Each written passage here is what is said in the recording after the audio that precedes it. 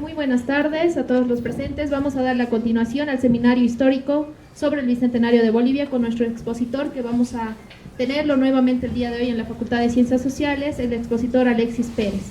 Para iniciar vamos a invitar también al licenciado Óscar Vargas del Carpio, quien es director del Instituto de Investigación de Sociología.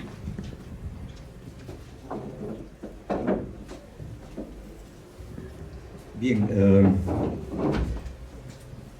primer lugar, muchas gracias por su participación. También quiero informarles que esta conferencia del licenciado Pérez está siendo grabada y va a ser subida al Face que tiene el instituto, para que las personas que por X o Z razones no han podido asistir, ustedes saben que estamos pasando una situación un poquito difícil, puedan también acceder a la conferencia. Bien, no me queda nada más que ceder la palabra al licenciado Pérez. Un gusto tenerlo nuevamente en la carrera de Sociología, un viejo docente y uno de los docentes que creo más ha contribuido a la formación y al desarrollo de los estudiantes de Sociología, los estudiantes de Historia y también de los estudiantes de Economía de la Universidad Católica Boliviana. Bien, de mi parte, nada más, le cedo la palabra al licenciado Pérez. Bien, gracias. Buenas tardes, un saludo cordial a los presentes. Le quedo agradecido al licenciado Vargas por auspiciar este evento. Agradezco también la presencia de ustedes. Gracias, muchas gracias. A ver, el tema de la Revolución de Abril ha sido escrita en abundancia, de todas las tendencias, todos los estudios. Es un trabajo muy estudiado.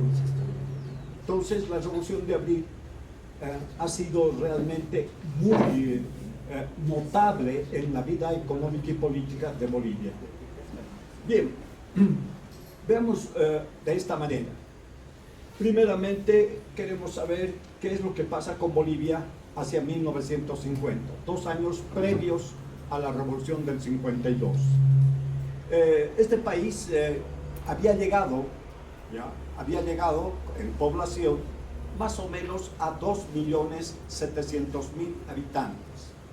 O sea que de 1825 hasta 1950, el país en ese lapso de tiempo había alcanzado una población más o menos de 2.700.000. Pero lo corrigieron, lo mejoraron las cifras a 3 millones de habitantes.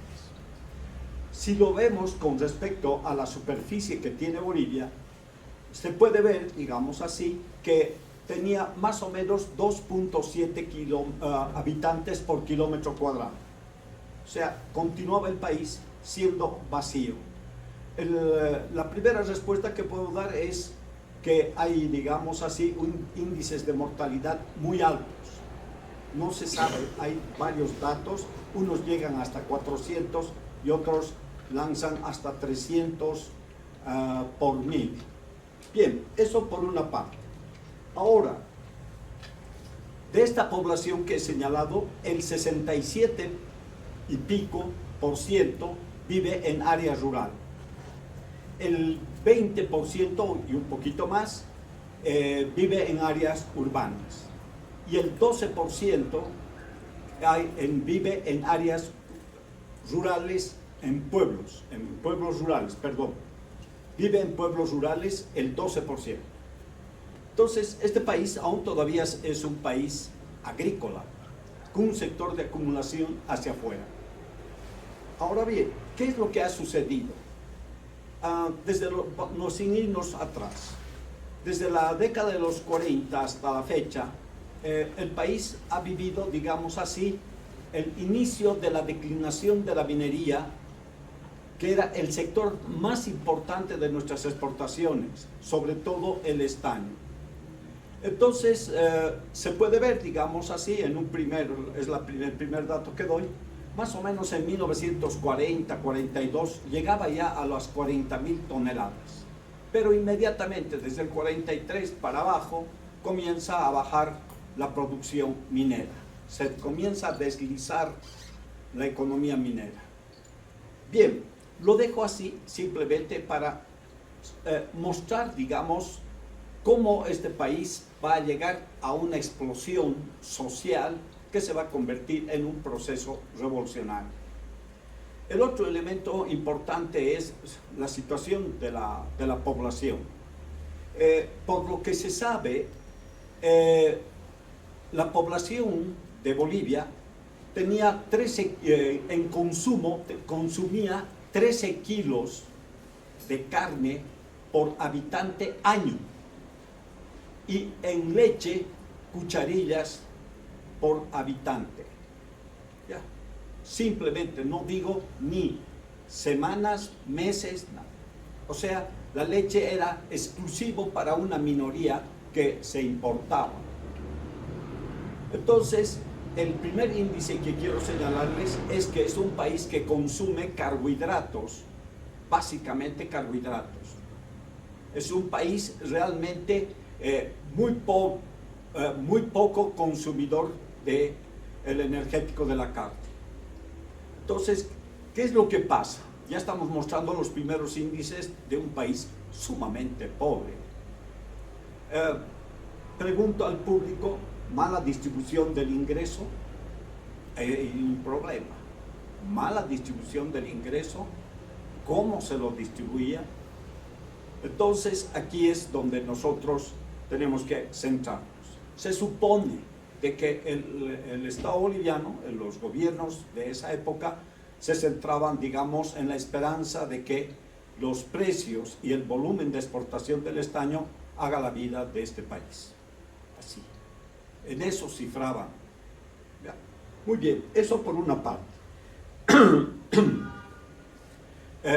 Los países de mediano desarrollo entraban a los 1.800 calorías de consumo.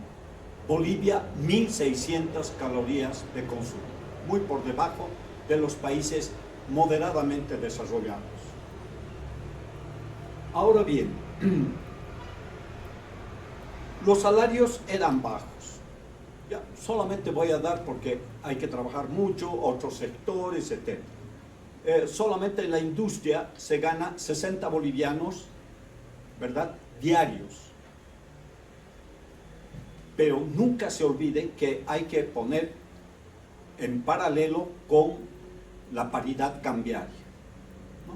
Porque si ustedes calculan por 25 días, 60 por 25, más de 2.000 bolivianos, pero eso hay que verlo en dólares para poder ver, digamos, cómo en aquella época representaban los 2.000 y fracción de bolivianos. Otro elemento muy importante era que el país tenía el 70% de analfabetismo. Esto es también otro índice de que no toda la población tenía acceso a la educación.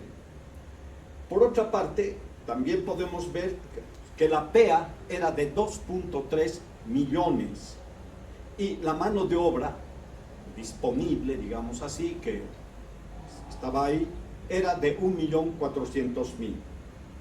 El 70% de la población con capacidad de trabajo estaba en el campo, y solamente voy a dar el dato que nos interesa, el de la minería. El 13.5% se hallaba anclada su existencia en la minería. Eso por una parte. Otro elemento importante, de 650.000 niños en edad escolar, solo el 30% entraba a la escuela. Entonces, estoy mostrando índices de este país para ver cuánto cambia con la Revolución de Abril. Entonces, lo que estoy señalando con respecto a la educación es que el país no tenía más allá de 12.000 profesionales, ¿verdad? Entonces, por tanto, hablar en 1950 de dónde están los agrónomos, por ejemplo, eran pues contados con los dedos, ¿no? Realmente. Entonces, por esa razón señalaba de que el grueso sigue siendo abogados y el campo militar. Eran los dos elementos que tenían mayor demanda para estudiar. Una minoría recibía atención médica. Pueden ver la vida social, etc. Las enfermedades comunes eran la tuberculosis, ¿verdad?, la viruela y la malaria, que eran endémicas hasta ese momento. Es una economía extractiva con una importancia en la importación, porque esa es la que genera la importación gracias a las divisas del sector exportador, permite, digamos, tener mayores ingresos para el Estado. El Estado, digamos así, tiene siempre el deseo de que el sector exportador entregue la mayor cantidad de divisas para disponerlos para que se compren importaciones. Entonces, el mayor ingreso del Estado boliviano era sin duda las importaciones. Bien, yo creo que con eso ya más o menos tienen una idea de lo que era esta Bolivia, ¿verdad? Ahora bien, ¿qué es lo que pasa? ¿Por qué llegamos a una explosión social? No me interesa mucho hablar de esto, pero les diré que en primer lugar, desde después de la guerra del Chaco, hay un proceso inflacionario. Desde 1936 concluye la guerra del Chaco y comienza a producirse inflación. ¿Por qué? Porque los costos de la guerra alcanzaban cerca a 400 millones de bolivianos. Y eso ingresa como oferta monetaria al mercado y claro, obviamente que los precios suben. Entonces, este es el primer índice que genera a los asalariados inquietud y finalmente bronca social. Esto es un elemento muy importante. Ahora bien, lanzo simplemente, no es mi fuerte, no he estudiado, pero en 1942 la masacre de Catavi va a forzar a los trabajadores, a todas las fuerzas, ferroviarios, mineros, ¿verdad?, fabriles, todos a comenzar a organizarse y buscar respuestas frente a esta crisis que los está presionando, que era la inflación. Entonces, puedo decirles, digamos así, que el gobierno de Villarruel va a tratar, no voy a hablar mucho, pero va a tratar, digamos, de resolver algunos problemas que estaban afectando a la economía del país. Una de ellas, la lanzo simplemente, es levantar, digamos así, ¿cómo se llama esto? El respaldo que tienen los bancos, levantarlos en mayor número, es decir, contraer la oferta monetaria para que la inflación baje. En aquel tiempo ya está en 17%, más o menos, otros dicen 21%. Bien, eso por una parte. Entonces, el otro elemento que hay que tomarlo en cuenta es un hecho que viene desde afuera. El gobierno, si no estoy equivocado, es del de Peñaranda, que hace un encuentro con el gobierno de los Estados Unidos y va a llegar una misión, la misión económica de Boham, de Mark Boham. ¿Cuál es la importancia? En primer lugar, se establece la Corporación Boliviana de Fomento, es decir, un centro activo para que comience a mover la economía del país, comenzar a ver hacia dónde, con pequeños fondos, lograr, digamos, desarrollar otros sectores de la economía. Me explico. Boham viene con un objetivo bien claro. Llega a Bolivia con la finalidad de que el gobierno de Bolivia debe desencarpetar la deuda externa. Tiene que seguirla pagando. La había declarado en mora y tiene que sacarla. Entonces, por esta razón, Boham lanza la consigna de diversificar la economía. Entonces, con la finalidad de que todos los recursos que se gastan en importaciones vayan al desarrollo de la diversificación de la economía boliviana. Entonces, Bohan, en su informe, presenta ya algunos rasgos del tipo de plan, que es lo que con Napoleón conversábamos, un plan, digamos, futuro para poder lograr estos objetivos. Y una de ellas es indudablemente que la CBF, a partir del 46, comience a buscar el desarrollo de una carretera que una Cochabamba con Santa Cruz para ingresar al oriente. Aquí ya comienza la primera observación de la misión Bohan de la potencialidad de la economía cruceña. No es solamente exclusivo eso, sino que también está ahí el altiplano, está el Chapare, pero no voy a tocar más. Bien, esto por una parte. La declinación de la economía minera realmente es muy seria, muy grave. Por otra parte, los norteamericanos, el gobierno norteamericano está acumulando el estaño que ha ido comprando después de la Segunda Guerra Mundial y que en el futuro va a tener que lanzarlo para cubrir ciertos déficits que tiene la economía para poder cubrir sus déficits. Bien, ahora, cuando llegamos a 1952, Bolivia está lanzando al mercado 28.000 y un poco más toneladas de estaño. Es decir, de los 40.000 toneladas, 38.000, vamos a ponerlo así, va bajando de 38.000 y en 1952 ya está en 28.000 toneladas. Y ahora empezamos con la minería. Yo sé que hay muchas cosas más para hablar, para discutir, yo sé, pero el tiempo apremia, no voy a quedarme en la parte introductoria. Entraremos de lleno a la Revolución de Abril. Bien, ya saben ustedes, 3 días de combate, se liquida al régimen de la oligarquía, ¿verdad? Se derrota al brazo armado de la oligarquía, que era el ejército, etcétera, etcétera. El punto está cuando asume al gobierno el MNR. El MNR es el conductor de la revolución y toman el poder. El segundo aspecto es algo que también vale la pena señalarlo, es indudablemente que la izquierda en Bolivia había cooperado con la oligarquía, es decir, cooperó en el colgamiento de Villarroel a través de la plebe urbana y el magisterio, donde estaba el partido de izquierda revolucionario. Entonces, como premio de haber derrotado o de haberlo colgado a Villarroel, reciben espacios políticos la izquierda a partir de 1947.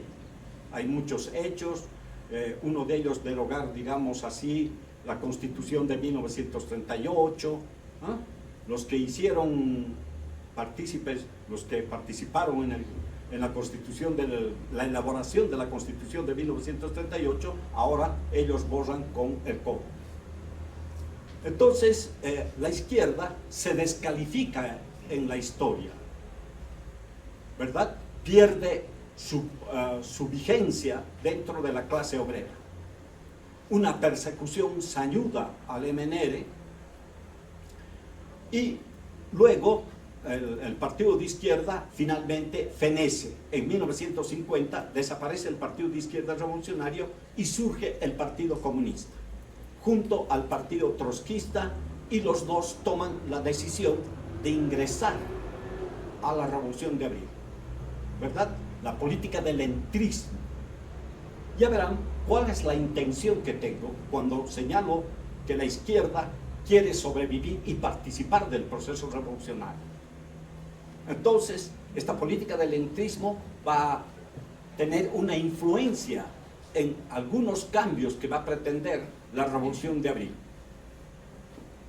Bien, vamos al grano. Vamos a ver un poco lo que a mí me interesa es la minería. Primeramente quiero decirles de que la minería está sufriendo ya problemas muy serios. En primer lugar, lo que ya saben ustedes, costos altos, y miren las ironías de la historia, ¿no? Los gobiernos anteriores a la Revolución de Abril, justo en la década de los 40, comienzan a incrementarle impuestos cuando la economía minera está tendiendo a la baja. se está yendo, digamos así, por las gradas y después caerá en ascensor. ¿Ya? Esto es muy importante. La otra, la cabeza de ley, ¿verdad? En los tiempos gloriosos era del 6%, ¿verdad? En las betas era del 6% del contenido de estaño. Cuando llega la revolución ya está en 2.3% el contenido de las vetas de estaño. Ese es un aspecto. La otra, las minas, muchas minas ya estaban agotadas. En términos de racionalidad económica ya estaban agotadas. Era demasiado el costo volverlas a seguir manteniendo. El otro elemento que debo decirles, en los años 40 al 47, sobre todo el 47, se vota más o menos a unos 6.000 trabajadores por razones de bajar costos en la producción de la minería. Ya verán su sentido. Entonces, en tiempos de la revolución, la situación de la minería realmente era acuciante. La tecnología que tenían ya era obsoleta. Era necesario renovar la tecnología, los bienes de capital de las empresas mineras. Bien, yo creo que estos son los elementos básicos de lo que estaba pasando con la minería, ¿verdad? ¿Qué es lo que sucede? Ya saben ustedes, la presión de las masas. El pueblo está armado hasta los dientes. La clase obrera es el puntal de la revolución, ¿verdad? Van a ser los mimados de la revolución.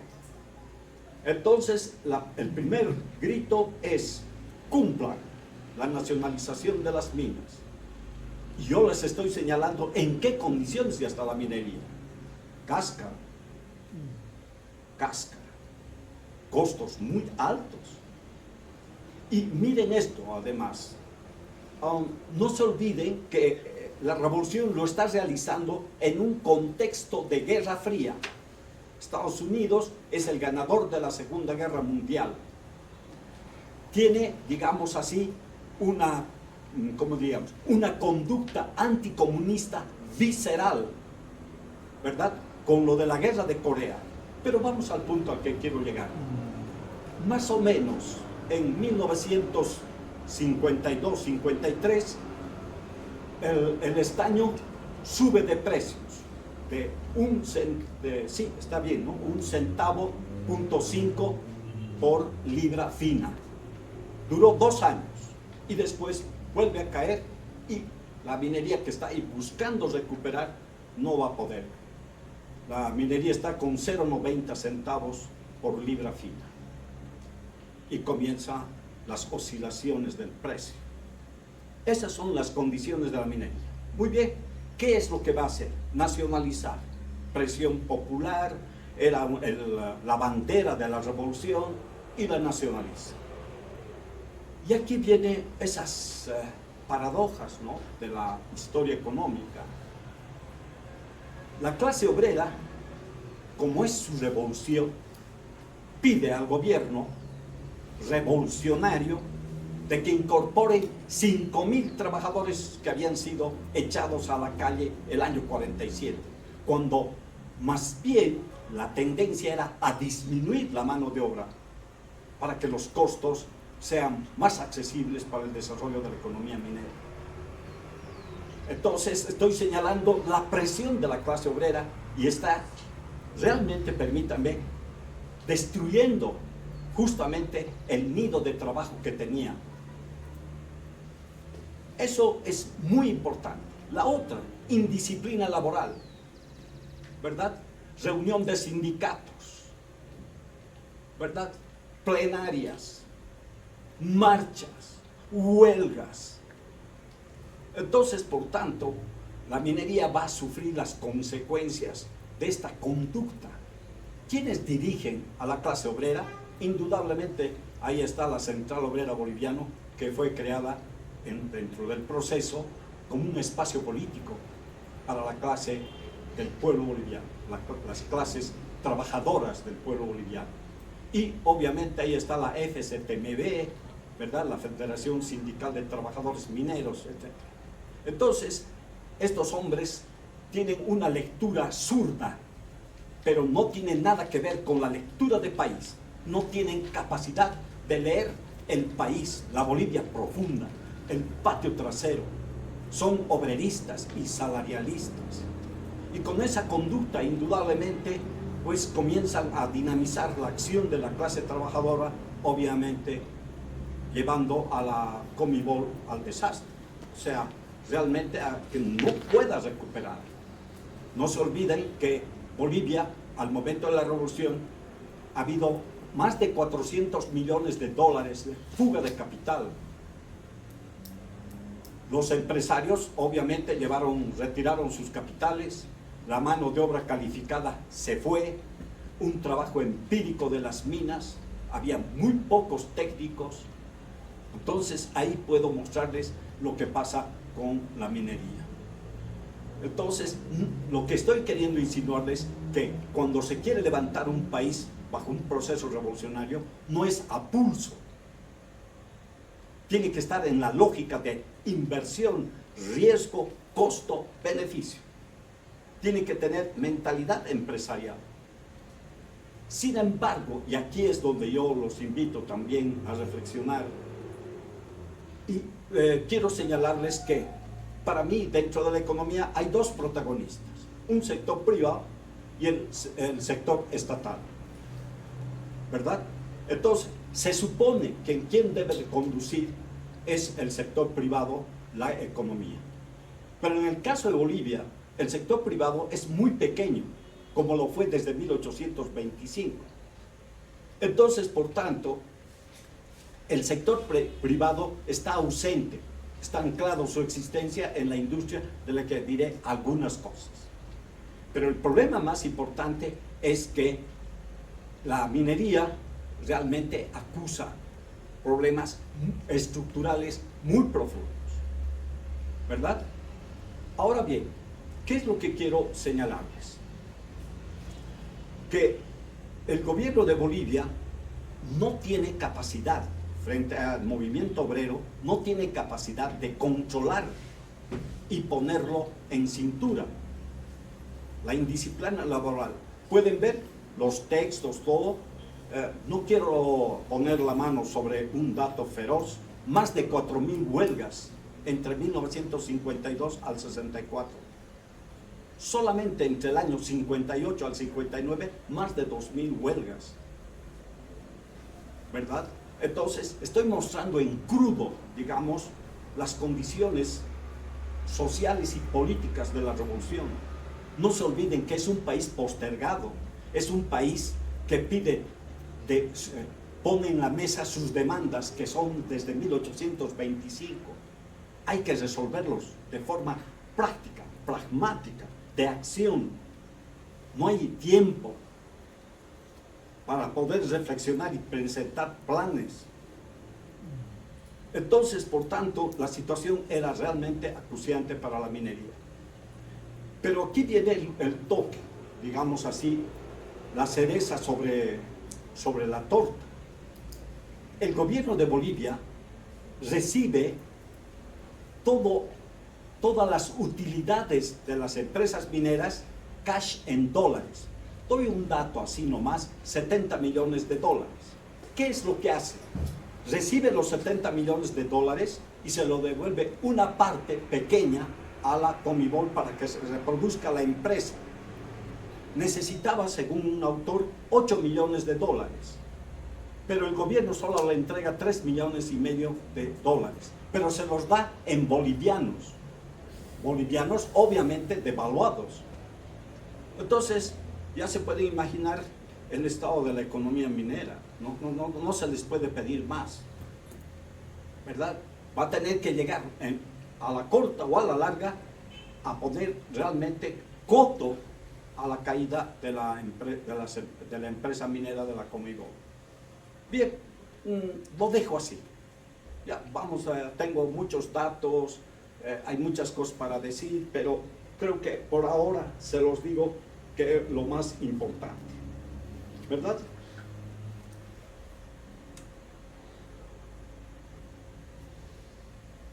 Bien, tocaremos otro problema que para mí, digamos, a pesar, digamos, de que pueda haber, digamos, cuestionamientos, interpelación de parte de ustedes, la estrella de la revolución fueron dos.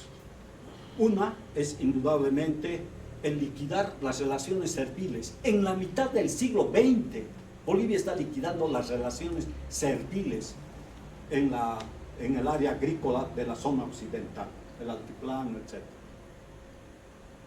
En la mitad del siglo XX va a liquidar las relaciones serviles. ¿Qué es lo que hace? El gobierno de Bolivia se sienta a la mesa, forma una comisión y, como siempre, ya saben ustedes, la izquierda mete la nariz, quiere participar, se le da participación y claro, hay unos encontronazos. Mientras tanto, la clase campesina ya está en acción, ya están tomando haciendas, ya están haciendo arreglo de cuentas. No hay tiempo hasta que finalmente la comisión logra, digamos, un documento aceptable, digerible, para declarar la reforma agraria en Bolivia.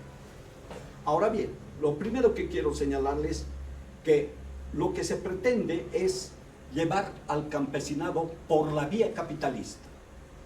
Eso no se puede negar, llevarlo por la vía capitalista. Entonces, lo que van a hacer primero es indudablemente distribuir la tierra.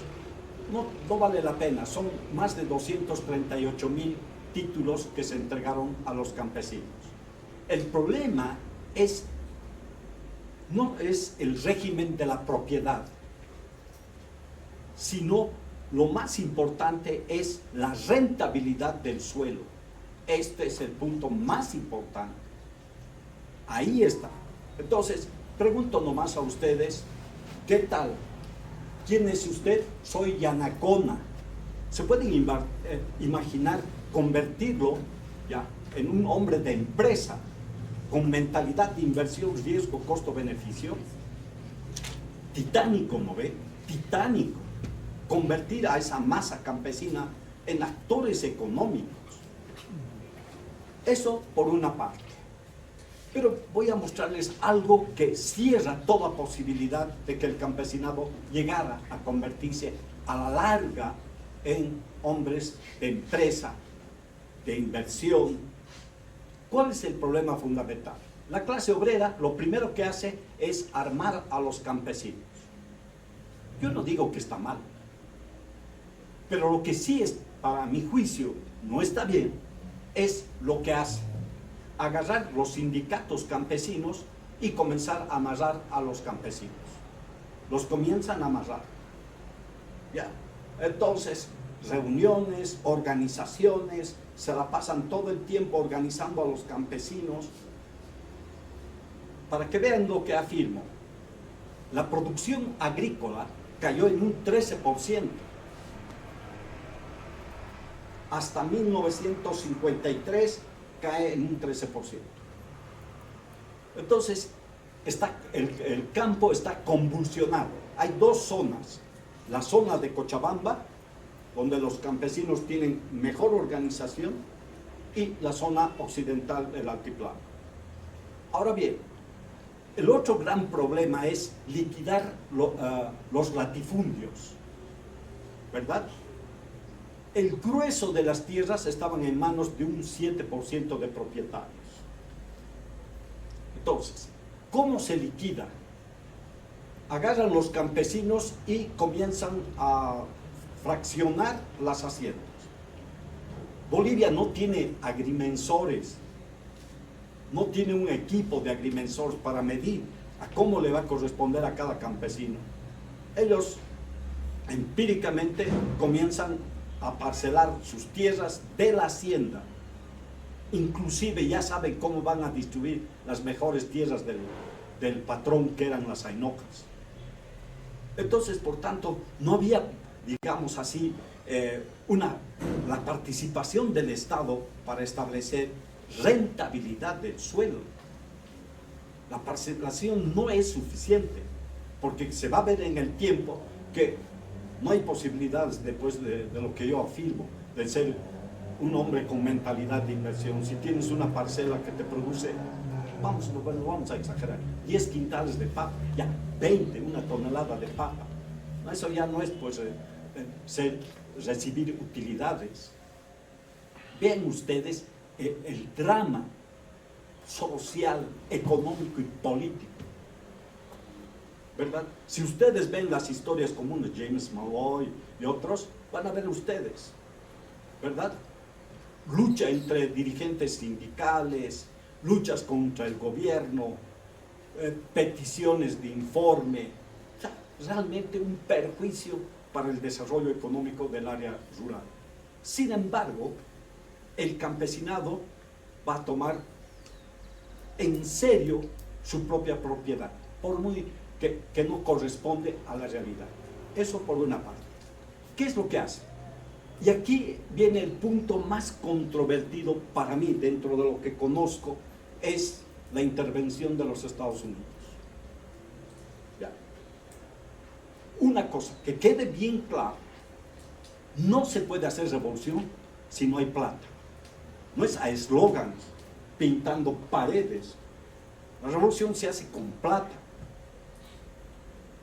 Y este país realmente, hablando de dinero, por favor. Otro elemento importante, lo que debía hacer la revolución, solamente lo que debería, y no fue, es que la tierra se convierta en parte del mercado, en un bien para el mercado. Se tenía que mercadear, que se venda, se compre. El Estado boliviano, el Estado revolucionario, les da la propiedad de la tierra, pero es inamovible, no la pueden vender a otros, nada, en absoluto, los fija. Es claro, se puede imaginar un campesino que recibe una parcela de tierra, sus hijos reciben en herencia la parcela y se la reparcela hasta convertirla en parvifundio. 2 surcos para ti, 3 surcos para el otro. ¿Se dan cuenta? La otra, sí, recibieron créditos. Los americanos hicieron 2 medidas, que enseguida las diré. Una de ellas, rápidamente colocar pequeños créditos a la reforma agraria. Les puedo decir lo más salvaje del campesinado boliviano.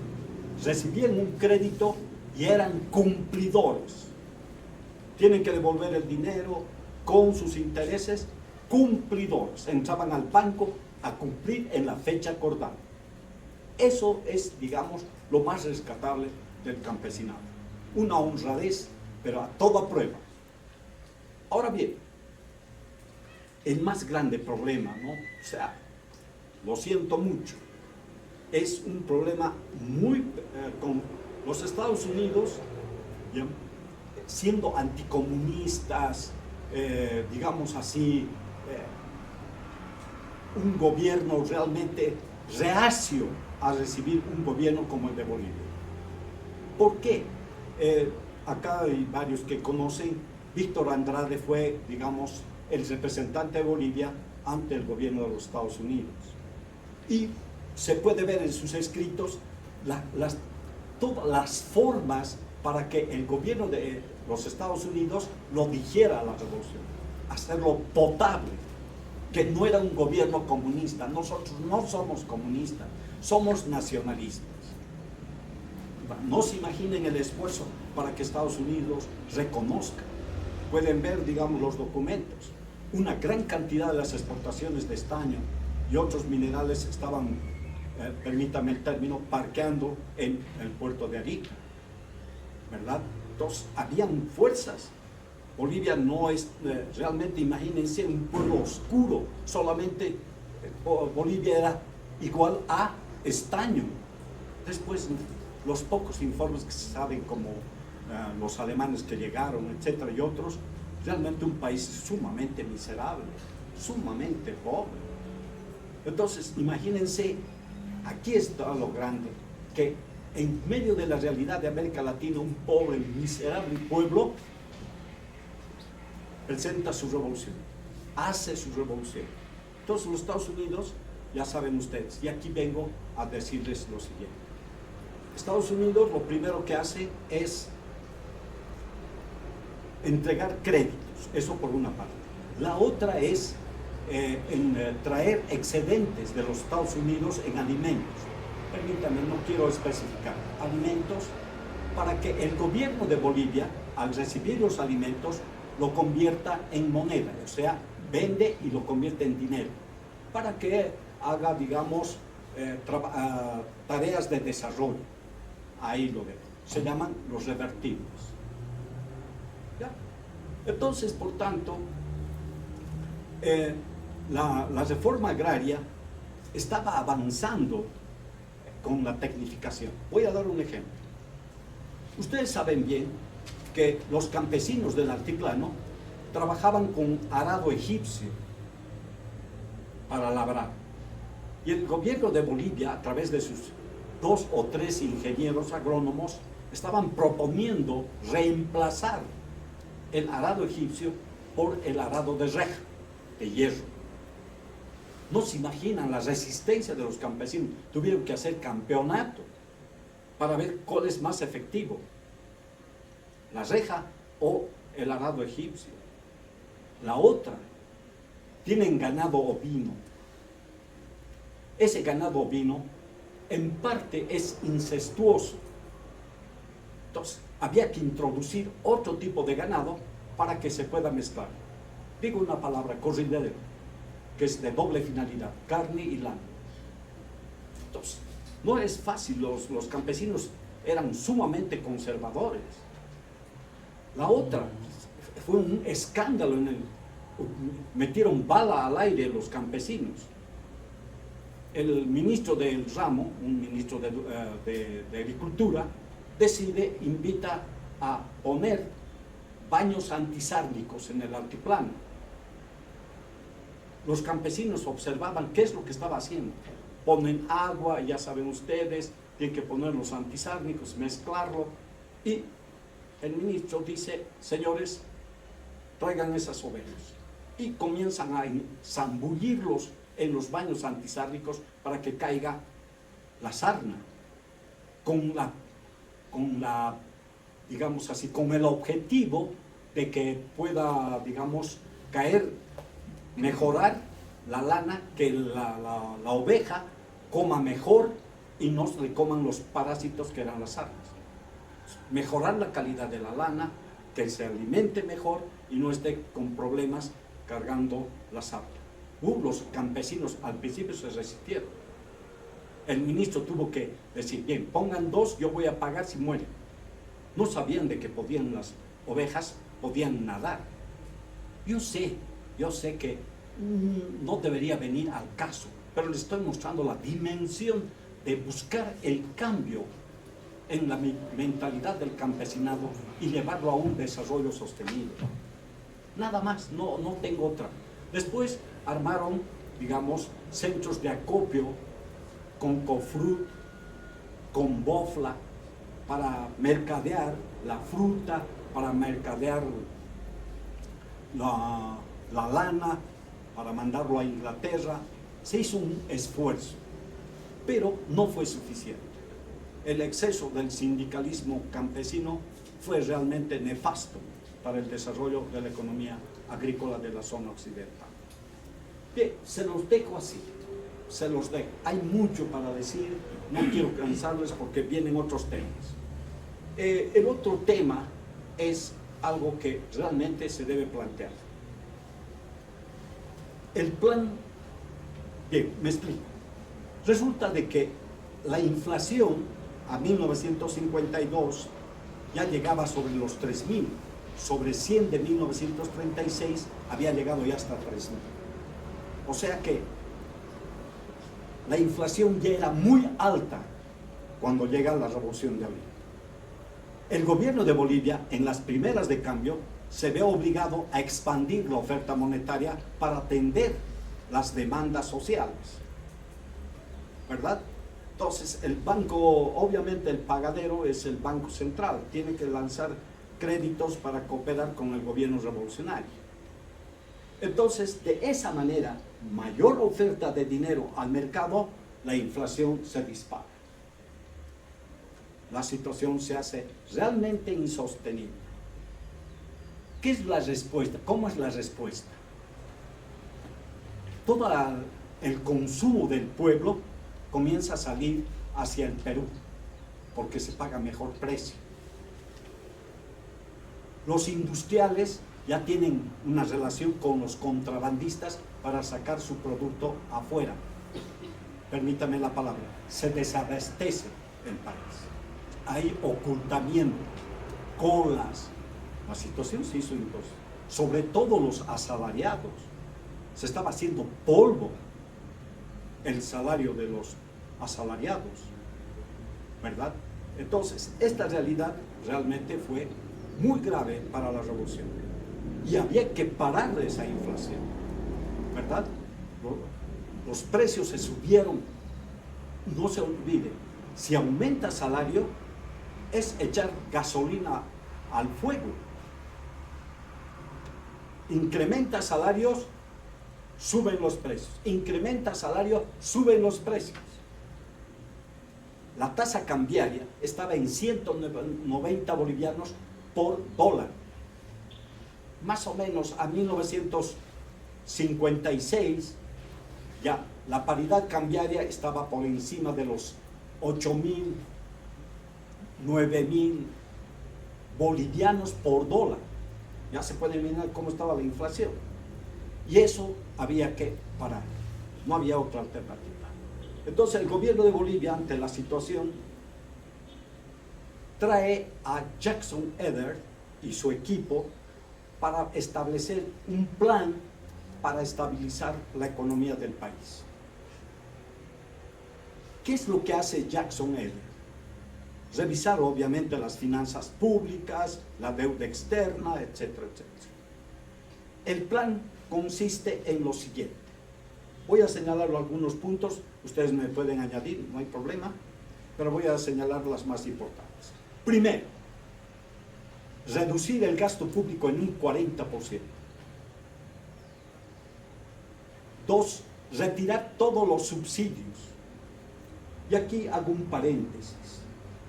Resulta de que la clase obrera tenía una vieja práctica del pasado, los obreros de la minería. La clase trabajadora minera tenía una práctica del pasado. Me explico. Iban a la pulpería, trataban de sacar una gran cantidad, una parte para la casa, pero un grueso lo llevaban al mercado y lo convertían en dinero. Y de esa manera, digo yo, recuperaban el salario que ellos creían que se les debía dar.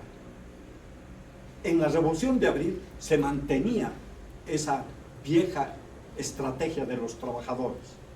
Ahora, con el plan de estabilización, se retira todos los subsidios. Obviamente eso significó el levantamiento de los trabajadores. Comienzan las huelgas, paros. Entonces comienza la lucha en el seno del cogobierno entre la COP y el Estado boliviano, o sea, los revolucionarios del 52. Comienza el enfrentamiento. Chile se ve obligado a tirarse a la huelga de hambre, quebrar a la central obrera boliviana e imponer el plan de estabilización. Solamente quiero decirles, la clase obrera no entiende de racionalidad económica, no entiende. Además, los dirigentes que están agazapados en la central obrera boliviana se ponen al frente a título de defender los intereses de los trabajadores. Son muy cerrados, ortodoxos, marxistas ortodoxos. Bien, vamos a ver. He dicho 40%. Muy bien. La segunda medida muy importante al retirar los subsidios es indudablemente poner a la oferta y la demanda el precio de los artículos. Ya no se controlan precios. Libre a la oferta y la demanda. Sí, el gobierno hace un pequeño ajuste en los salarios de tal manera que puedan soportar durante un tiempo hasta que los precios se estabilicen. Bien, estas son las medidas más importantes, pero hay una, creo que es también muy importante dentro de este plan de estabilización, ¿verdad? Hay algunas más. Pero fundamentalmente estas son las más importantes: retirar los subsidios, estabilizar y poner en su verdadero precio la paridad cambiaria, ¿verdad? La estabilizaron en 7.700 bolivianos por dólar. Luego trepó a 8.800 hasta 11.000 y después fue bajando. Bien, esto significó indudablemente estabilizar la economía por una parte y por la otra impulsar el desarrollo económico de Bolivia. Que hubo costo social, sin duda, no lo podemos negar, pero no se podía retroceder en esto. Se jugó, los revolucionarios del 52 se la jugaron con el plan de estabilización. Ustedes saben bien, en esa época se hablaba de los imperialistas, eran el antiyanquismo, etcétera, etcétera, ¿verdad? Que el gobierno es proimperialista, reaccionario, ya saben ustedes.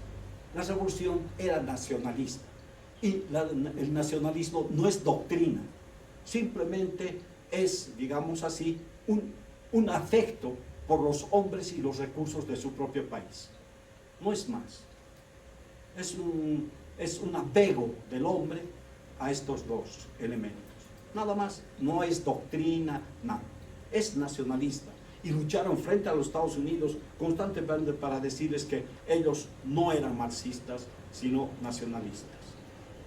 Bien, para terminar ya, aunque no sé qué tiempo tengo todavía. Sí, ya. Hace un rato dije que con el plan de estabilización se comienza a dar impulso y comienza la asistencia técnica de los Estados Unidos en grande. Ya sería entre 1953, más o menos, hasta 1957, ya se habían colocado 78 millones de dólares para el soporte. Ahora bien,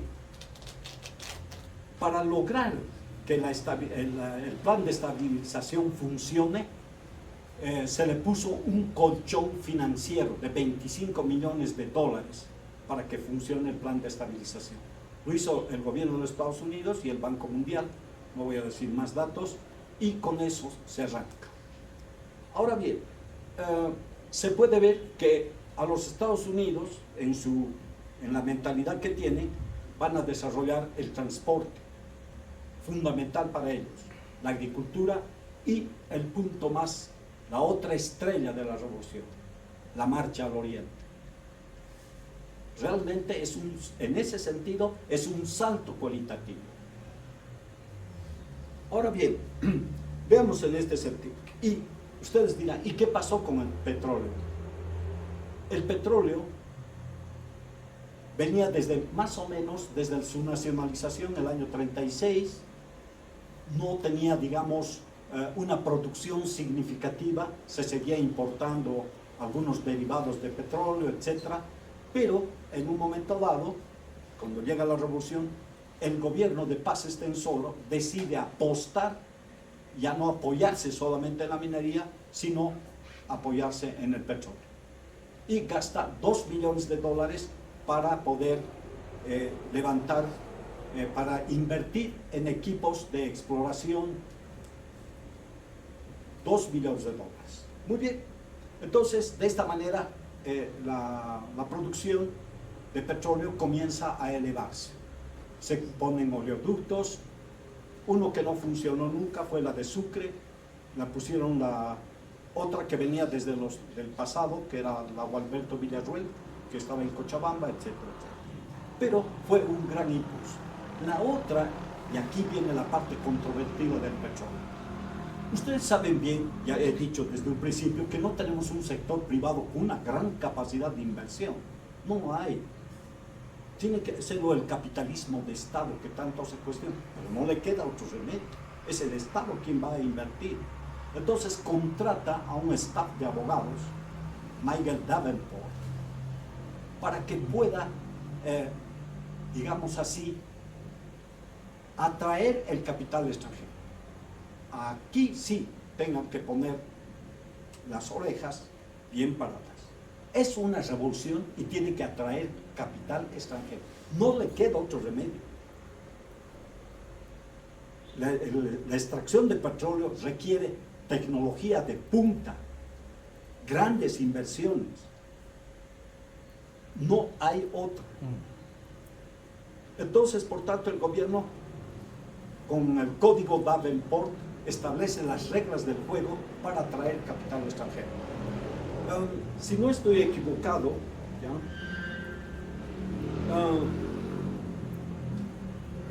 Llegaron muchas compañías, no voy a decir ahorita el número, pero invirtieron en exploración 87 millones y un poquito más de dólares. Y solo quedaron 2, se retiraron los demás después de hacer esas inversiones. Y estas 2, una estuvo, digamos, las 2 serían, ¿cómo se llamaba? La Chaco Petroleum y la otra la Gulf Oil, ¿verdad? Estas 2 se quedaron. Se encontró petróleo en Sararenta, se hace el descubrimiento, y lo mejor que se le dio a la Gulf Oil son los territorios del norte de Santa Cruz, para que explore, invierta, etcétera, etcétera. Muy bien. De esa manera comienza el desarrollo de los campos petrolíferos de Bolivia. Comienzan a ascender en producción de barriles y también en producir derivados, y también habían ya propuestas de sacar en oleoducto excedentes de petróleo para llevarlos por el lado de Chile. También no debemos olvidar de que Bolivia estaba buscando mercados, porque su mercado es estrecho, muy pequeño, digamos. Pero lo dejo así. Muy bien. Otro elemento importante creo que es, indudablemente, lo voy a decir breve, el poner carreteras en Bolivia. Voy a señalarlos.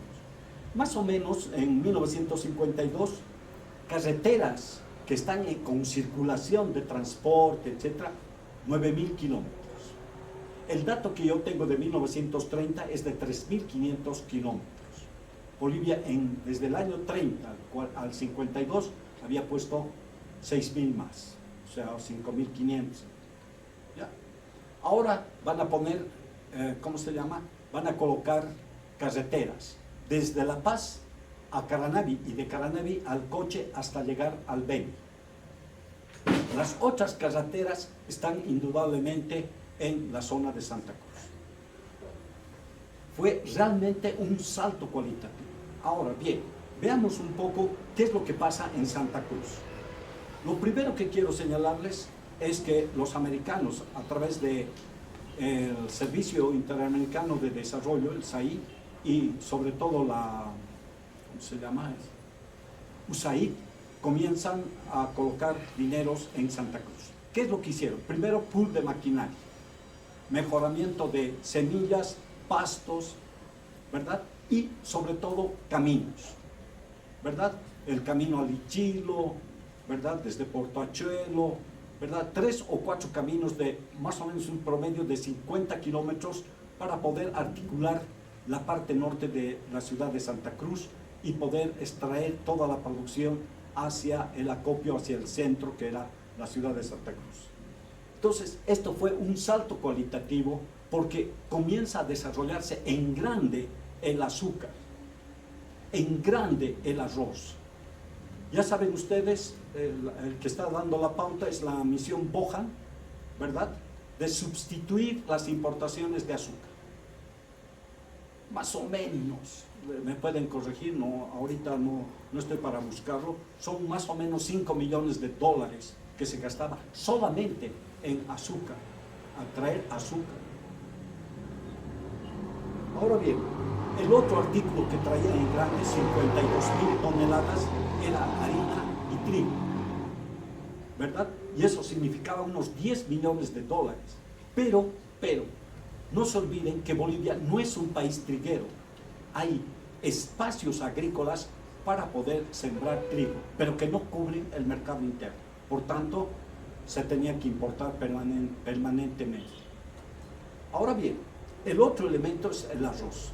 En 1961-62 cubren el mercado interno y tiene cubierto el mercado interno y comienzan a sustituir el arroz que venía del Perú fundamentalmente. Ahora bien, el desarrollo de Santa Cruz va a significar fuertes inversiones, no cabe la menor duda. No se puede hacer reforma agraria en Santa Cruz porque son cultivos intensivos. Eso no se puede fraccionar, no tiene sentido, es un absurdo. Igualmente la ganadería, no se puede parcelar.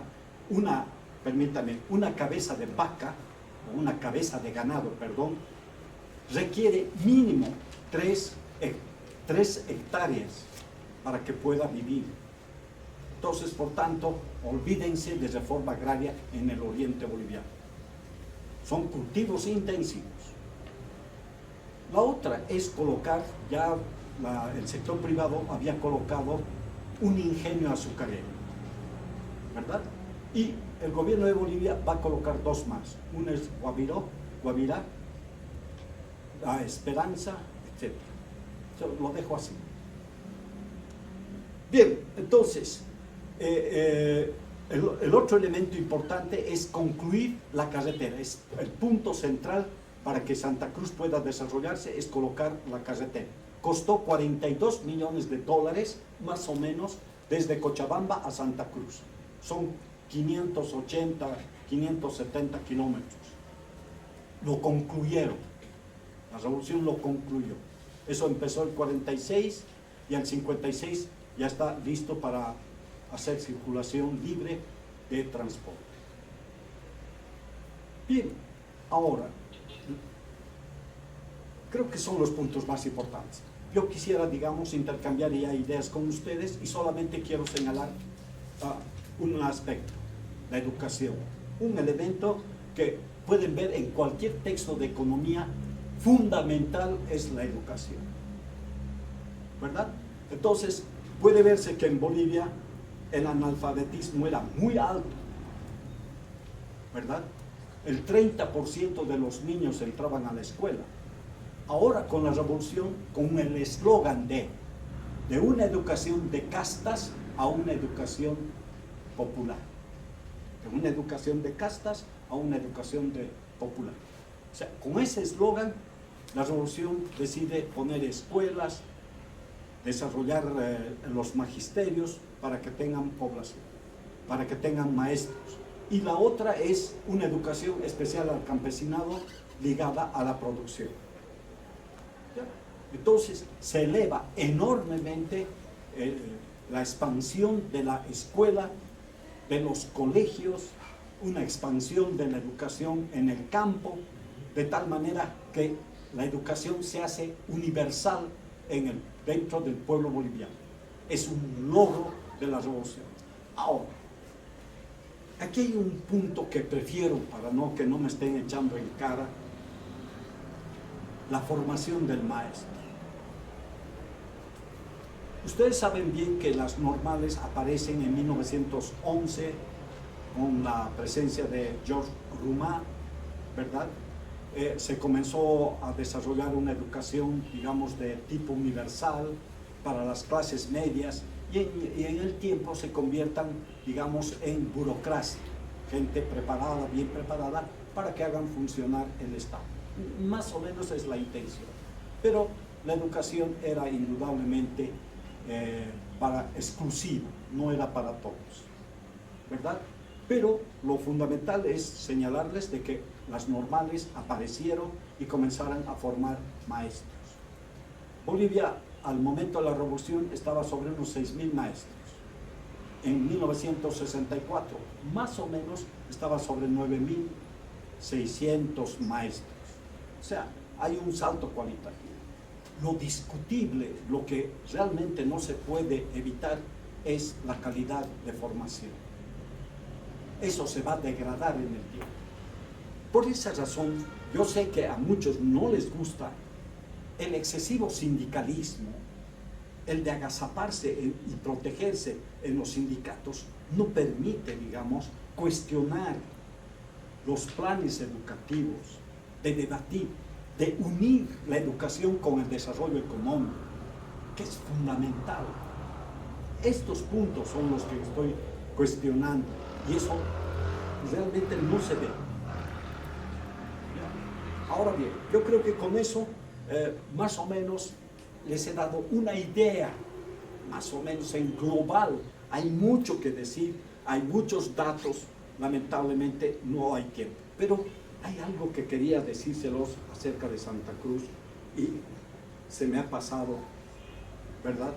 Algo que se me pasó con respecto a Santa Cruz que es muy importante, ¿verdad? Después de colocar comenzaron a colocar ferrocarriles, a completar el ferrocarriles en Santa Cruz para unir con Corumba y la otra hacia Yacuiba. Creo que así, y después ustedes me harán recuerdo de muchas cosas que ya se me pasa de la cabeza. Es muy, muy rico los planteamientos y el contenido mismo. Bien, muchas gracias.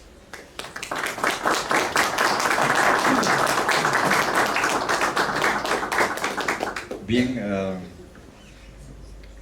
pasaremos a la ronda de preguntas. Por favor, Napoleón. Rolando también.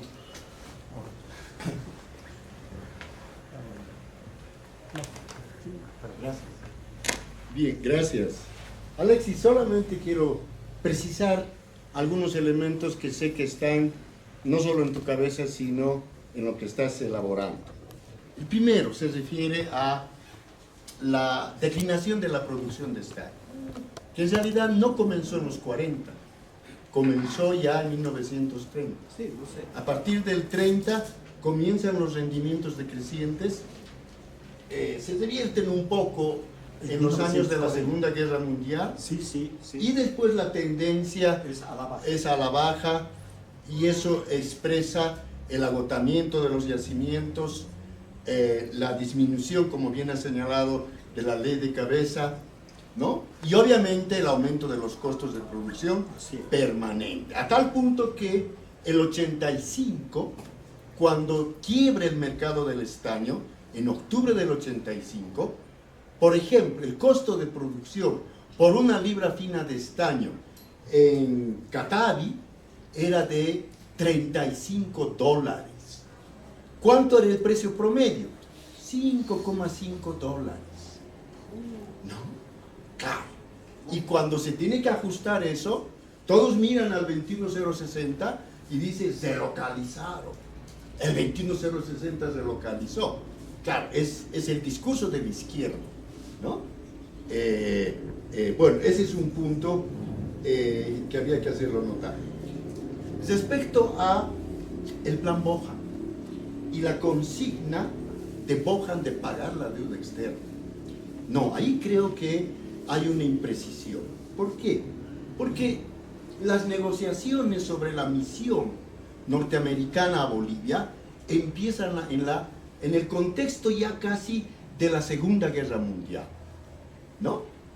Cuando Japón invade el Extremo Oriente y controla los yacimientos de Malasia, Indonesia, Tailandia, que hasta el día de hoy son los yacimientos más ricos de estaño, porque además son yacimientos aluvionales, no son filonianos como en Bolivia. Por lo tanto, los costos de producción bajísimos. Entonces, esos yacimientos son ocupados por el Japón y la única fuente productora de estaño en el occidente que queda fue Bolivia. Entonces, Estados Unidos hace negociaciones con la gran minería, con excepción de Patiño, porque Patiño le exporta, tiene contratos con fundidoras inglesas. Entonces, con Aramayo, Hoss y los mineros chicos hacen negociaciones y con el gobierno para asegurarse que la producción de estaño boliviano llegue a Estados Unidos. Y aquí comienza otro elemento que seguramente se te ha pasado señalarlo, y es la acusación de la izquierda, porque no es verdad, de que Bolivia vendió el estaño a precio de gallina muerta. Eso no es verdad. No es verdad, exacto. Porque cuando uno compara los precios acordados con los precios vigentes en la bolsa de valores, en la bolsa de metales de Nueva York, porque la de Londres está cerrada por la guerra, entonces los americanos pagaban más que el precio fijado en el mercado. Así es. ¿No? Entonces, volviendo al punto, la negociación para la misión Bohan en realidad tiene ese origen. Y espérenme un ratito. Y cuando llega la misión Bohan, compuesta por técnicos, hacen una inspección en el país, ven que Santa Cruz es un departamento de la mayor potencialidad, presentan su informe, pero para la aplicación de ese informe, una vez que es aprobado por el gobierno, para que adquiera carácter de ley y se empiece a aplicar, tiene que pasar por el Parlamento, ¿no?, para aprobarse y para que se promulgue como ley. Y ahí, ¿quién fue el principal opositor? Es una persona que yo admiro muchísimo, Víctor Paz Estenssoro. Y uno revisa los redactores del Congreso y ¿qué encuentra? ¿Qué decía Víctor Paz? Si aprobamos este plan Bohan, Estados Unidos va a terminar de controlar la economía boliviana, el imperialismo va a terminar de controlar, y se opuso. Pero al final se aprobó la norma. Y como tú bien dices, las paradojas de la historia hacen que a partir de 1955-56, Paz Estenssoro encabece, ¿no?, impulse, mejor dicho, la aplicación del plan Bohan, que nunca dejó de aplicarse, que comienza el 42-43, lentamente, pero se va aplicando. El mérito del MNS fue asumir la aplicación del plan Bohan como política de Estado y con todo el apoyo estatal que podía darle. Y los frutos son muy claros, ¿no? Son muy claros. Ahora, otro elemento que es importante aclararle, y no quiero monopolizar el uso de la palabra, es el asunto del petróleo. Ha señalado bien. El petróleo, con el plan Bohan ya recibió un crédito YPFB en maquinaria, equipo y un pequeño monto para prospección. Entonces descubrieron yacimientos importantes. Subió la producción de petróleo, pero no lo suficiente como para abastecer en derivados el mercado nacional. Y además Bolivia tenía que enfrentar el compromiso de exportar petróleo a Brasil y a la Argentina, porque los convenios para la construcción de ferrocarriles, los que elaboró el gran canciller Austria Gutiérrez, eran: construimos ferrocarriles a cambio de que Bolivia nos exporte petróleo. Así es. Esa pugna entre Brasil y Argentina le benefició a Bolivia. Bueno, entonces Bolivia necesitaba aumentar la producción de petróleo. Lo del plan Bohan no fue suficiente. Y es ahí cuando Víctor Paz decide, ¿no es cierto?, abrir el sector mediante una nueva ley, que es el Código Davenport, que ha suscitado muchas críticas. ¿Cuál fue el mérito del Código Davenport? Permitir la inversión, el ingreso de 14 empresas, de las cuales 2 son exitosas, ¿no?, encuentran yacimientos, y la GALF encuentra básicamente gas. Ahí, en palabras de don Carlos Miranda, decía: ahí constatamos que Bolivia no había sido un país petrolero, había sido más un país gasífero. Entonces comienzan las negociaciones, luego que se descubren los pozos, para exportar el gas a Argentina, que era el principal mercado de gas, ¿no?, porque el gas se había desarrollado en términos de consumo en Argentina. Después fue Brasil. Entonces comienza ese proceso, y producto de los acuerdos que al margen del Estado había logrado generar la GALF con la empresa estatal argentina, ¿no?, para la construcción del gasoducto y comenzar a exportar. Ya estamos a fines de los 60, el gobierno del general Obando nacionaliza la GALF Oil. ¿Pero qué implicó nacionalización? Como siempre ocurre, déjame acabar con esto, ¿no? En ese momento fue básicamente expropiación de los activos de la GALF Oil. Y todos los activos, concesiones, construcciones, pasan a depender del Estado. Y el Estado administra mediante YPFB. Eso es nacionalización. Así ocurrió el 39. Porque lo del mayo del 2006, cambio de contratos. Es un chiste eso. Y le llaman nacionalización. Entonces, bueno, se nacionaliza y al final se hace un arreglo, se termina el gasoducto y Bolivia empieza a exportar gas desde 1972. Es decir, el cambio en las reglas del juego, la apertura al capital extranjero en el sector petrolero tiene resultados positivos. Pero luego la historia se repite. Más adelante, ¿no? Y hemos visto otra vez una pseudo-nacionalización, un government take por encima del 80%, te inviabiliza la inversión y ahora estamos sufriendo esos efectos. Realmente el rol de la izquierda es nefasto. Fue nefasto. Nefasto, ¿no? Nefasto. Bien, hay muchos otros elementos más, Alexis, pero esas cosas yo quería aclarar. ¿Puedo responder? Si quiere yo le hago la pregunta. Ya, si quieres, ya. Me anotaré. Bueno, si la izquierda fue nefasta, la derecha creo que se fue un poquito más allá, ¿no? O sea, cada uno hace sus valoraciones aquí. Yo quisiera que haga un balance, Alexis, respecto al desarrollo institucional, ¿no? Es decir, ex ante, antes de la revolución, las instituciones pertenecían a la derecha, el poder minero, las aduanas. El país pone el dinero para el Banco Central, 1911 Banco Nacional, y solamente tiene 2 representantes. 1928 se crea el Banco Central, igual el director es manejado por los privados, ¿no? Y claro, llega con Bush la nacionalización. Bueno, le hablo de todas las instituciones, el Parlamento, y todos ellos. Alguna vez Patiño dijo que no pensaba ser presidente porque se encargaba de eso sus abogados, ¿no? El hecho de que la justicia era totalmente parcializada en función. ¿Cómo ve usted el desarrollo institucional a partir de la Revolución de Abril?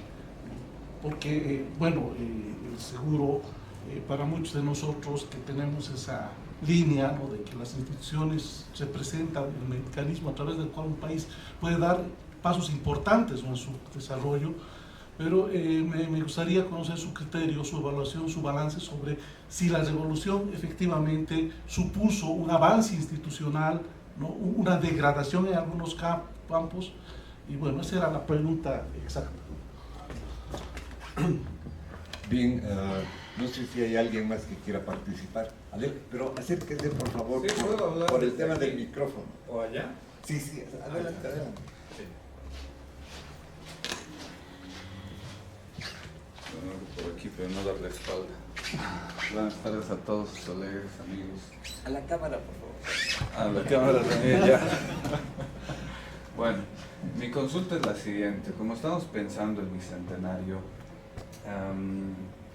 en el debate nacional actualmente hay, digamos, como 2 modelos, ¿no?, que están en contraposición, en pugna, digamos, económica y académicamente también. Por un lado, lo que se ha venido a denominar el modelo económico cruceño, que está impulsado fundamentalmente por las empresas, las instituciones ligadas a las empresas privadas de Santa Cruz, ¿no?, que es el poder económico más fuerte del país. Y por otro lado, el modelo económico, social, comunitario, etcétera, que evidentemente está atravesando una situación muy crítica en el país y que está siendo debatido también por todos los ciudadanos. Mi pregunta es, desde esta visión que nos está presentando del 52, en algún momento escuché a algunos profesionales decir, básicamente en la segunda mitad de los 2010, aproximadamente por el 2014, ¿no?, cuando estaba en auge, teníamos el ciclo del gas en auge, hacer algunos paralelos con lo que había sido el primer momento revolucionario, ¿no?, con esta idea de un Estado fuerte, un Estado nacionalizador, etc.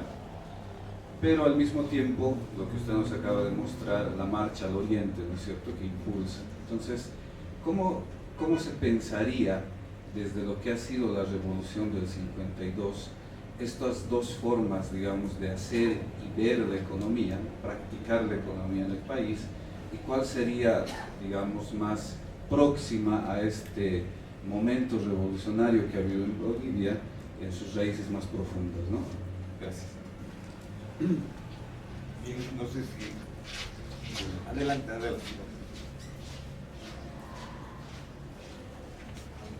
Gracias, Chelo, gracias Alexi por la charla. Una cosita, los autores que han estudiado la minería veían que hubo una descapitalización de la Comibol para invertir en Santa Cruz. Si después pudieras desarrollar un poquito en eso, por un lado. Por otro lado, recuperando lo que decía Pacheco, cuando se inaugura la carretera Cochabamba-Santa Cruz en 1954, Víctor Paz habla, creo que era Hickenlooper, el representante americano, y le dice, necesitamos plata para la revolución, pide Víctor Paz. Y el representante americano dice, deberían abrir al capital privado. Y él dice, bueno, vamos a abrir el capital para la cuestión petrolera, ¿no? Entonces, en esa cuestión, me parece que sí, había una decisión, pero también había un condicionamiento de Estados Unidos, ahora el capital privado, ¿no? Y por otro lado, que bueno, al decir la izquierda y equivaler la izquierda al PIR, limitar un poco, había también el POR, etc. Entonces, creo que cuando dices el PIR, que se alió, que estuvo en el colgamiento Villarroel, etc., estamos reduciéndolo a la izquierda moscovita, ¿no? Lo que se suele llamar la izquierda moscovita. Eso, gracias. A ver, responderé primeramente a mi amigo Pacheco. Lo primero que quiero señalarte, yo he estudiado muy bien la llegada de la misión Bohan, sus objetivos, su conversación con el gobierno. Lo primero que buscaban era desencarpetar la deuda externa. Ese era, el gobierno norteamericano envía con ese objetivo. Te pruebo con documentos. Por más que tú me digas que no, es evidente. Tengo documentos y tengo pruebas de desencarpetar la deuda externa. Pues para lograr es ahorrar comprando importaciones, por tanto hay que diversificar la economía. Ahí, por esa razón, discrepo contigo. No estoy de acuerdo porque tengo el documento, te lo voy a hacer leer, verás. Eso por una parte. Ahora, el problema del gas. No sé si estás de acuerdo conmigo. La aventura del famoso Santa Cruz, porque fue creo el ministro, ¿no? El ministro que dijo la nacionalización del gas, ¿no? Para mí, digamos, no sé si será una nacionalización, pero el problema de fondo era que los yacimientos del Estado, Camiri, etc., estaban de rendimientos bajos, se estaba viniendo abajo. O sea, había que apropiarse de la empresa privada que era la Gulf Oil. O sea, por déficit fiscal, ¿verdad? Problemas ya agudos de los ingresos del Estado. Entonces, no es evidente, digamos, cómo fue el periodo del 36, donde realmente la Standard Oil jugó un papel sumamente negativo en la guerra del Chaco. Eso no lo podemos negar. Jugó sucio, ¿verdad? Hemos visto muchos documentos, ha sido realmente dramático eso.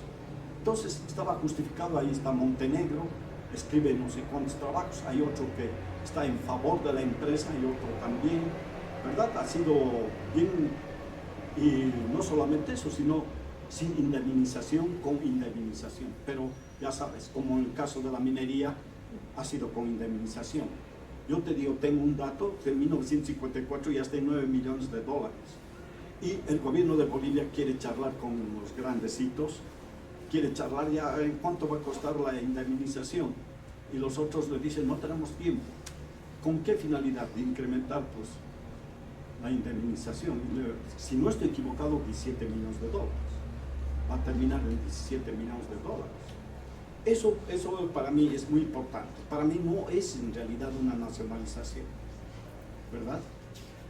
Es por razones fiscales que se lo saca la Gulf Oil y se lo convierte en una bandera de patriotismo, ya sabes. Ahora, el otro elemento, digamos, es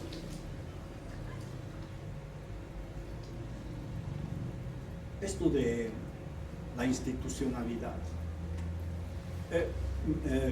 Yo creo que Pacheco comparte conmigo, digamos, uno de los elementos muy importantes para que un país se desarrolle es el marco institucional, lo dice Douglas North. ¿Ya? Entonces, tiene que tener, digamos, instituciones que realmente impulsen el desarrollo económico. Si tú ves a lo largo de la historia de Bolivia, uno de los problemas más agudos es realmente el marco institucional, ¿verdad? A ver, voy a ir por dos caras, así un poco medio desordenado, no muy claro, digamos. Pero el problema grande es que no ha tenido nunca una burocracia competente. Ya, nunca ha tenido una competencia. O sea, los cambios de gobierno, los cambios de empleados, no había continuidad, ¿verdad? Es un país que no genera empleo, no genera empleo. Entonces todos quieren vivir del Estado. Y eso te digo, poniéndome la mano, desde 1825, los golpes, todo. ¿Acaso es? Tenemos otro modelo de desarrollo. Muéranse, nos vamos a preparar y les vamos a sacar la cresta. No ha habido eso. Es cuotas de poder, nos toca a nosotros, y dicen, la libertad ha sido conculcada. O sea, discursos realmente bárbaros, ¿verdad? O sea, que nos oprimen, que no está cumpliendo. Pues, otras es que participaba la plebe urbana y no les gustaba para nada, tenían miedo que esa fuerza que apoyaba a uno de los bandos, un día diga, ahora nos toca a nosotros. Y no voy a decir más, no quiero explicar sobre el punto. Pero el marco institucional nunca se llegó nunca se desarrolló a plenitud. Inclusive en la revolución era realmente difícil. Armados hasta los dientes, poner en el armario, como dice Ulrich Carter, y eso te lo digo, Ulrich Carter es realmente un testigo muy importante. Desde el 49 ha estado con el informe de Kingleside, ¿verdad? Él, y eso es lo que me dice, probar. Ulrich Carter es un funcionario norteamericano que llegó con la misión de Kingleside, ha trabajado en Bolivia, ¿ya? Y el 52 vuelve otra vez a Bolivia porque volvió por tercera vez, y él es el que va a asesorar a Walter Guevara Arce, porque Walter Guevara Arce no es economista, el economista es Ulrich Carter. Y estoy de acuerdo con Pacheco, que dice, han puesto sobre la mesa el estudio del informe Bohan y la otra el informe de Kingleside. Sobre los dos, en una lectura, han logrado el plan que dice, el primer plan de la Revolución de Abril. Eso lo puedo decir. Ahora, dentro de la revolución se puede ver, digamos, que hay corrupción, ¿verdad? Por decir, los diviseros, me viene a la memoria, los negocios con los inconvertibles o los revertibles, habían negociados, había contrabando. Y aquí es donde yo quiero decirte una palabra, ¿no? No hay peor tragedia que un pueblo tenga por gente así, de esa naturaleza, sin principios, sin convicción. Cuando no hay principios ni convicción y subes al poder para apropiarte de los bienes ajenos, es trágico. Eso es trágico. Solamente te lo puedo decir en una sola palabra. Nunca he tenido nada en la vida. Ahora me voy a sacar el clavo. Ahora me van a reconocer. Era más oscuro que la noche. Ahora verán. Esa mentalidad, ¿verdad? Pero lo importante es hacia dónde conduces un país. Por eso es que hay un desorden. ¿Cómo se dice? Los periódicos, todos dicen. Las instituciones en Bolivia se han perdido, están muertas. Es un peligro el llegar a la justicia. Es peligro. Abres la boca para buscar tu justicia, te sepultaste por nada que has hecho adentro, porque simplemente has hecho una jugada política, qué sé yo, has tomado una decisión para ti correcta, y, ¿no? Entonces, por esa razón decía. Ahora, el último, dos modelos. Realmente no veo, digamos, que sean modelos. La agricultura cruceña es la agroindustria, ¿verdad? Eso por una parte. La otra, la producción de la agroindustria, en este caso de Santa Cruz o el de la Argentina, es de demanda continua, ¿verdad? Tiene excedentes exportables, tiene que tener sus propios bancos. Eso no se puede tocar, es lo último que tenemos. Póngale nomás en pluma cuánto vale todo el desarrollo industrial de Santa Cruz, póngale pluma, en América Latina es para reírse, y todavía quererle afectar, patearle la puerta, esa sí que es una infamia.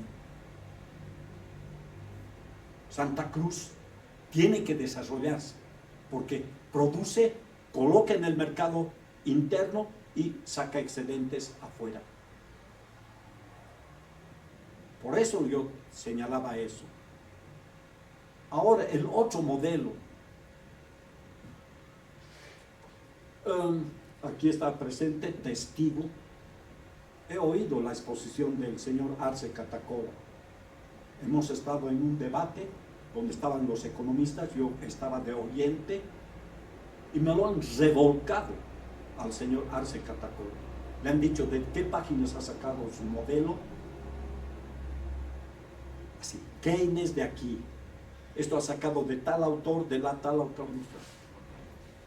O sea, de libritos. ¿A qué viene? Simplemente quiero decirles una cosa. Si quieres gobernar un país, tienes que conocer no solamente la economía exportadora, tienes que conocer la Bolivia del patio trasero. Y no les voy a decir a dónde he llegado a descubrir una cosa importante. Si no desarrollamos la economía de los bienes no transables, nuestra economía interna, lo vamos a tener al más hasta nuevo aviso. Es necesario leer desde la periferia al centro, ya no solamente el sector exportador. Ahora hay que tener otra perspectiva y ser audaces. Eso del modelo comunitario, etcétera, pueden ver, volvemos otra vez a la intervención del Estado. El Estado siempre ha sido malo en administrar empresas. Está ganando sus empresas, están ganando dinero para cubrir los déficits fiscales, para meterse al bolsillo, y no se puede reproducir la empresa, comienza a entrar en crisis. Otra, se puede ver, cuando pones una empresa, tienes que ver pues el mercado, para que tenga utilidades, invertir. No es pues decir, vamos a poner, el pueblo se va a beneficiar.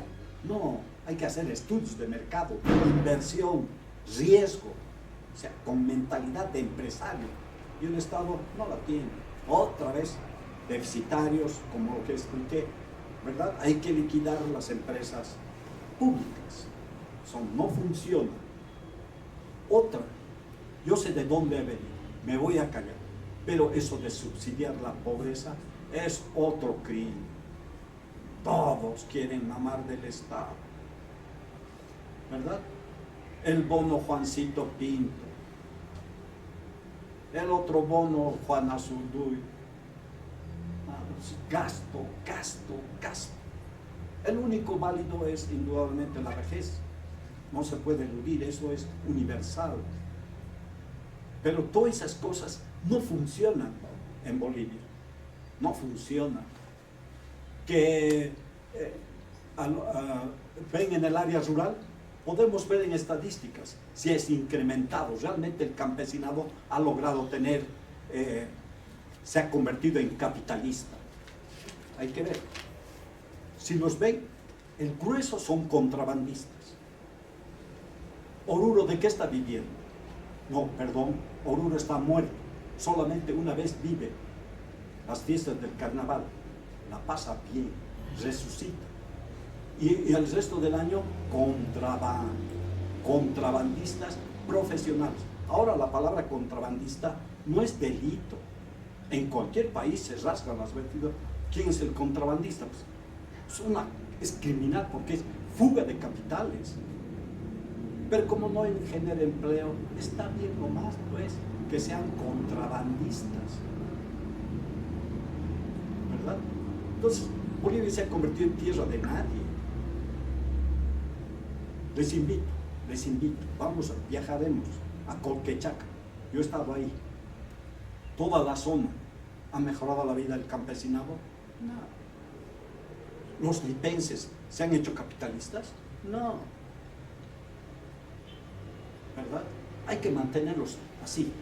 como dicen algunos colegas, los campesinos no tienen así es su vida, así es su identidad, le sacaremos fotos.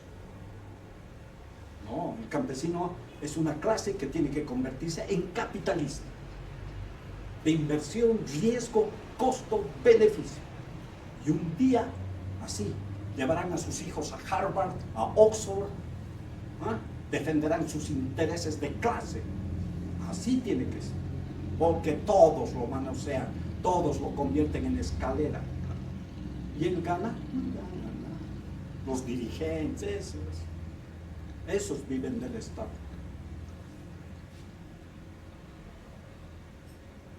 No digo más. Si me permites una aclaración, volviendo a la historia, De acuerdo. Alexis, ¿qué es lo que nos apasiona? Gracias. Respecto a la deuda externa y la misión de Bohan, ¿en qué momento entra el tema de la deuda externa? Tú sabes que el plan Bohan plantea la creación de una entidad autónoma respecto al Poder Ejecutivo para que maneje los recursos. Esa entidad fue la Corporación Boliviana de Fomento, Estamos de acuerdo. que es la encargada de administrar los fondos americanos para el plan Bohan. Pero eso partía de la concesión de un crédito. Entonces ahí la negociación es, oigan, paguen el costo de la nacionalización para que nosotros, los americanos, les demos el crédito, pero para la concreción de la CBF. Ese es el punto. Entonces, ahí el gobierno aceptó pagar la indemnización a la Standard Oil, porque no había pagado por la nacionalización. En ese sentido, hasta ese momento era confiscación, porque es expropiación cuando se paga por el valor de los activos o como indemnización. Entonces se conocen. Hubo ese condicionamiento, ciertamente, pero ya no para la creación de la CBF y para que tenga capitales. Sí, sobre lo mismo, ahí mismo te lo digo. Solo breve. Mira, es verdad de que con capital foráneo se ha establecido la CBF. Bolivia no tenía nada, pero se comprometía a dar una parte y el otro era el export-import. Ese es el que ha dado el crédito para que la CBF funcione, sin duda. Eso no cabe la menor duda. Ahora, las indemnizaciones, solamente te voy a decir, no pueden evitarse eso. Bolivia es un país débil, no puede, digamos, decir no. Bolivia está en el centro de América Latina, es un país muy débil, no, lo interviene violentamente, o simplemente le cierran el mercado y liquidado. Es verdad nomás. Tiene que ser, no puede salir impune, tiene que pagar la indemnización. No es a puro coraje, todo un pueblo se levanta y dice, no vamos a pagar ni un peso. A ver, vamos a ver en qué termina, ¿verdad? Es trágico, lamentablemente tengo que decirlo de esa manera. No nos mentiremos. Es lo mismo como nosotros, les voy a decir algo que no les va a gustar, me van a arrojar sus cosas. Es más o menos cuando Bolivia juega, por decir, con Alemania. Bolivia tiene que ganar al sí o sí. Todos saben de que Alemania es 10 veces más que Bolivia, 20 veces más que Bolivia. Tiene una trayectoria del fútbol, todo lo que quieran, pero Bolivia tiene que ganar. Entonces, en esa postura, llevamos pues a vivir en la mentira, ¿verdad? Nos vamos a enfrentar al imperialismo, jamás. Eso no es verdad. Eso es pura garganta. Hay formas de ahogarnos como país. Lamentablemente, ¿creen que me gusta? Ahí siento una bronca de ser un país tan débil. Todos nos patean el trasero. Un detalle en relación al Standard Oil, que supuestamente había invertido, según los estudios, 17 millones de dólares. La compensación fue 1.7, era más o menos el 10% de lo que había invertido la Standard Oil, que se inventó una justificación que era por los mapas, etcétera, porque Estados Unidos no quería sentar un precedente de una confiscación sin compensación. Pero a partir de eso, que se logró liquidar eso, es que accedimos a la misión Bohan. O sea, a partir de asegurar esto con la Standard Oil, que como dice un estudioso de las relaciones internacionales, decía, era la primera vez que Estados Unidos priorizaba un objetivo político sobre un objetivo de una empresa norteamericana. Es decir, importaba más tener la alineación de Bolivia para la Segunda Guerra Mundial que la compensación para el Standard Oil. Eso más.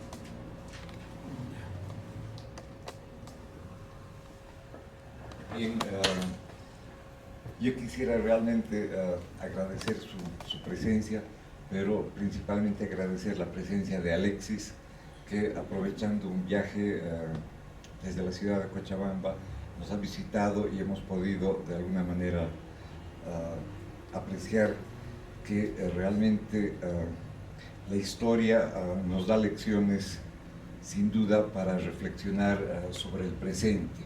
Y creo que ahí está la gran utilidad práctica de la historia. De mi parte y de parte de la carrera de Sociología y del Instituto, mil gracias por su presencia y espero que hayan disfrutado estas dos charlas que hemos tenido con Alexis. Muchas gracias.